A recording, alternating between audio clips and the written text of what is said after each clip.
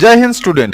এই রকমের যদি দেয় তোমাদের পূর্ণ সংখ্যা থেকে ভগ্নাংশের বিয়োগ, কি হয় আমাদের কিন্তু অনেক টাইম লেগে যায় পরীক্ষার হলে। তাহলে কিভাবে দেখো শর্ট ট্রিকে আমরা এইটা বিয়োগ করি। তাহলে দেখো পূর্ণ সংখ্যা থেকে যদি ভগ্নাংশ বিয়োগ করতে বলে, তাহলে সবার প্রথমে পূর্ণ সংখ্যা থেকে আমরা কি করব, একটা কমিয়ে দেবো। এক কমালে কত হবে, এখানে এক কমালে হবে 59। এবার 59 থেকে যদি আমরা দেখি, এইবার আমরা উপরে কি লিখবো নিচে কি লিখবো সেটা একবার ভালো করে বুঝে নিই।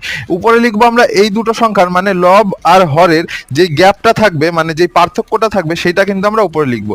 এক্ষেত্রে পার্থক্য আছে আমাদের 5, আর নিচে হরে যেটা থাকবে সেটা কিন্তু আমরা ডাইরেক্ট হরে লিখে দেবো। যেটা হরে থাকবে সেটা কিন্তু ডাইরেক্ট হরে লিখে দেবো। তাহলে এখানে লিখে দেবো ডাইরেক্ট 9। তাহলে এইটাও দেখে নিই এটা কি করে হবে সেই নিয়মে। তাহলে এইটা হবে 73 পূর্ণ ডিফারেন্স হবে 14 আর নিচে হরে হয়ে যাবে 17। তাহলে এটাই কিন্তু আমাদের ডাইরেক্ট উত্তর।